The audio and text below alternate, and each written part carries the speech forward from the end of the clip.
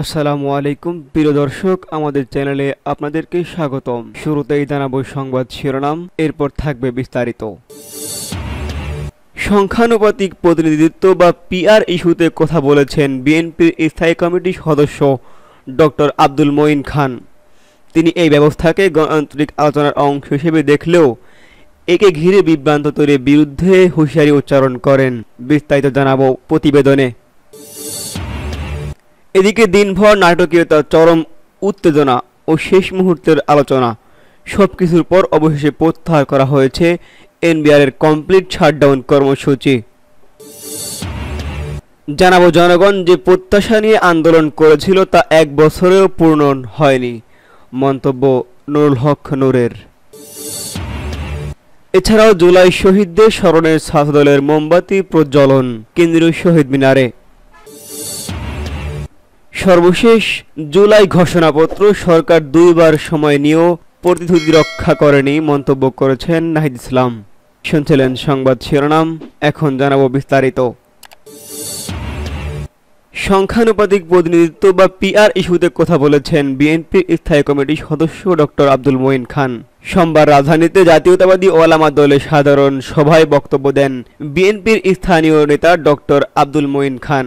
এ সময় তিনি বলেন, সংখ্যানুপাতিক প্রতিনিধিত্ব নিয়ে আলোচনা হতে পারে, কর্মকাণ্ড চলতে পারে, এটাই গণতন্ত্রের সৌন্দর্য।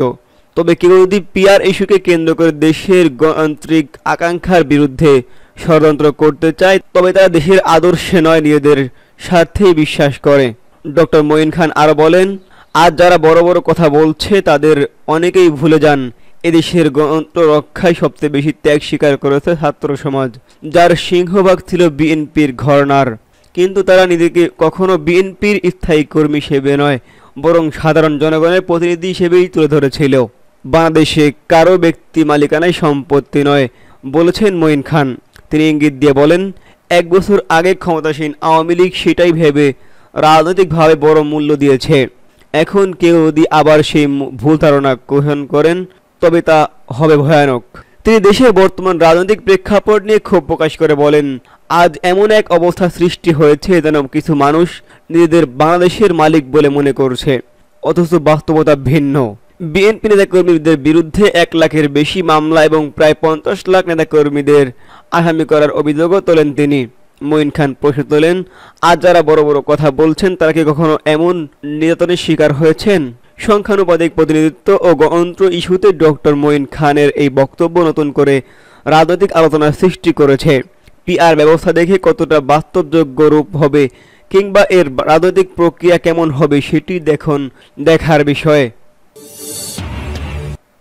এদিকে দিনভর নাটকীয়তা, চরম উত্তেজনা ও শেষ মুহূর্তের আলোচনা এনবিআরের কমপ্লিট শাটডাউন কর্মসূচি। অর্থনীতির স্বার্থে বড় সিদ্ধান্ত নিল এনবিআর সংস্থার ঐক্য পরিষদ। গেল রবিবার 10টার দিকে কিছু আগে সংবাদ বিজ্ঞপ্তিতে এনবিআর সংস্কার ঐক্য পরিষদ ঘোষণা দেয় তাদের পূর্ব ঘোষিত কমপ্লিট শাটডাউন কর্মসূচি তারা প্রত্যাহার করেছে।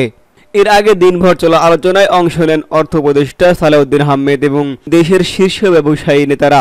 বিকাল থেকে সন্ধ্যা পর্যন্ত চলা আলোচনার পর আশ্বাস পেয়ে আন্দোলনকারীরা কর্মসূচি প্রত্যাহারে রাজি হন। শাটডাউন চলাকালে দেশজুড়ে কর, ভ্যাট ও কাস্টম অফিসের কর্মকর্তা কর্মচারীরা কাজ থেকে বিরত থাকেন। রাজধানী আগারগাঁওয়ে এনবিআরের প্রধান কার্যালয়ের সামনে কর্মসূচি পালন করেন তারা। এতে করে আমদানি রপ্তানি কার্যক্রম কার্যত স্থবির হয়ে পড়েছিল। দেশের আমদানি রপ্তানি ও সাপ্লাই চেইন সচল রাখা এবং জনগণের স্বার্থে কমপ্লিট শাটডাউন প্রত্যাহার করা হচ্ছে, এমনটি জানানো হয় বিজ্ঞপ্তিতে। সরকারের পক্ষ থেকেও আসে কঠোর বার্তা। জানানো হয়, কমপ্লিট শাটডাউন চলতে থাকলে কোনো আলোচনা বসা হবে না। এছাড়া এনবিআরকে অত্যাবশ্যকীয় পরিষেবা ঘোষণা এবং কর্মস্থলে না ফিরলে কঠোর ব্যবস্থা নেওয়ার হুঁশিয়ারিও উচ্চারণ করেছেন প্রধান উপদেষ্টার দপ্তর থেকে। তদুপরি দুদক জানিয়েছেন, এনবিআরের 6 কর্মকর্তার বিরুদ্ধে দুর্নীতির তথ্য অনুসন্ধান শুরু হয়েছে। এদের মধ্যে 5 জনই চলমান আন্দোলনের নেতৃত্বে রয়েছেন। এই পটভূমিতেই ব্যবসায়ী নেতারা উদ্যোগী হন আলোচনা এগিয়ে নিতে। সন্ধ্যায় অর্থ উপদেষ্টার সঙ্গে আলোচনা শেষে সেই আশ্বাসের ভিত্তিতেই আন্দোলনকারীরা শাটডাউন প্রত্যাহারের ঘোষণা দেন। পরিস্থিতি আপাতত শান্ত হলেও এনবিআরের সংস্কারের দাবিতে ঐক্য পরিষদ তাদের আন্দোলন স্থগিত করলেও পরবর্তী কার্যক্রম অব্যাহত রাখার ঘোষণা দিয়েছেন। আমরা অপেক্ষায় থাকব এই সংস্কার কার্যক্রম কতটা সফল হয় আর কতটা টেকসই হয় আমাদের রাজস্ব ব্যবস্থা। এই ছিল এনবিআরের শাটডাউন প্রত্যাহার সংক্রান্ত সর্বশেষ আপডেট। এদিকে জনগণ যে প্রত্যাশা নিয়ে আন্দোলন করেছিল তা এক বছরেও পূরণ হয়নি, মন্তব্য নুরুল হক নূরের। দেশের জনগণ যে আশা প্রত্যাশা নিয়ে আন্দোলন করেছিল তা এক বছরেও পূরণ হয়নি বলে মন্তব্য করেছেন গণ অধিকার পরিষদের সভাপতি নুরুল হক নূর। গতকাল সোমবার 30 জুন বিকালে গণ অধিকার পরিষদের কেন্দ্রীয় কার্যালয়ে আয়োজিত সংবাদ সম্মেলনে দেশের চলমান রাজনৈতিক পরিস্থিতি নিয়ে আলোচনায় তিনি একথা বলেন। এ সময় জুলাই মাস উপলক্ষে 11 দিনব্যাপী কর্মসূচি ঘোষণা করেন গণ অধিকার পরিষদের সভাপতি নুরুল হক নূর। বলেন, জাতীয় ঐকমত্যের সঙ্গে সংখ্যানুপাতিক নির্বাচন হলেও দখলবাজি চাঁদাবাজি বন্ধ হবে। জাতীয় নির্বাচনের রোডম্যাপ জানালেও স্থানীয় সরকার নির্বাচনের রোডম্যাপ না থাকায় দুঃখ প্রকাশ করেন তিনি। স্থানীয় সরকার নির্বাচনের রোডম্যাপ দেওয়ার দাবিও জানান ডাকসুর এই সাবেক ভিপি। এছাড়াও জুলাই শহীদদের স্মরণে ছাত্রদলের মোমবাতি প্রজ্বলন কেন্দ্রীয় শহীদ মিনারে। গণ অভ্যুত্থানের শহীদদের স্মরণে জুলাইয়ের প্রথম প্রহরে মোমবাতি প্রজ্বলন কর্মসূচি পালন করেছে ছাত্রদল। মঙ্গলবার 1 জুলাই কেন্দ্রীয় শহীদ মিনারে আলোয় আলোয় স্মৃতি সমুজ্জ্বল শিরোনামে জাতীয় সঙ্গীত পরিবেশন ও মোমবাতি প্রজ্বলন কর্মসূচি পালন করা হয়। গেল রবিবার ছাত্রদলের দপ্তর সম্পাদক মোহাম্মদ জাহাঙ্গীর আলমের সই করা এক সংবাদ বিজ্ঞপ্তিতে এমন তথ্য জানানো হয়। উল্লেখ্য, 1 জুলাই থেকে শুরু হতে যাওয়া কর্মসূচি ধারাবাহিকতায় থাকবে আলোচনা সভা, মানববন্ধন, প্রদর্শনী, রক্তদান এবং কর্মসূচি, শহীদদের স্মরণে বিভিন্ন সাংস্কৃতিক আয়োজন। সর্বশেষ জুলাই ঘোষণাপত্র সরকার 2 বার সময় দিয়েও প্রতিশ্রুতি রক্ষা করেনি, মন্তব্য করেছেন এনসিপির আহ্বায়ক নাহিদ ইসলাম। জুলাই ঘোষণাপত্র প্রকাশে অন্তর্বর্তীকালীন সরকার 2 বার সময় নিয়েও প্রতিশ্রুতি রক্ষা করেনি বলে মন্তব্য করেছেন জাতীয় নাগরিক পার্টির আহ্বায়ক নাহিদ ইসলাম।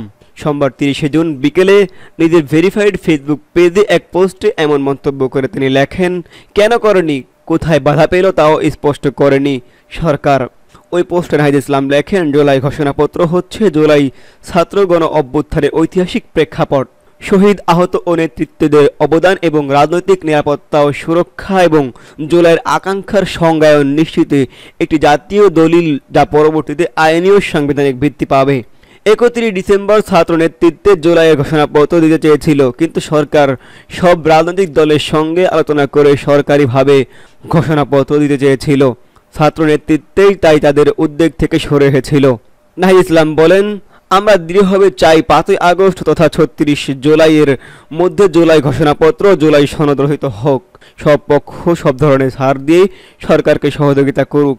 আগামীকাল থেকে আমাদের পদযাত্রা শুরু বলে এমনটি বলেছেন নাহিদ ইসলাম। দেশ গড়তে জুলাই পদযাত্রায় আপনাদের স্বাগতম। পথে প্রান্তরে কথা হবে আপনাদের সঙ্গে, যোগ করেন নাহিদ ইসলাম।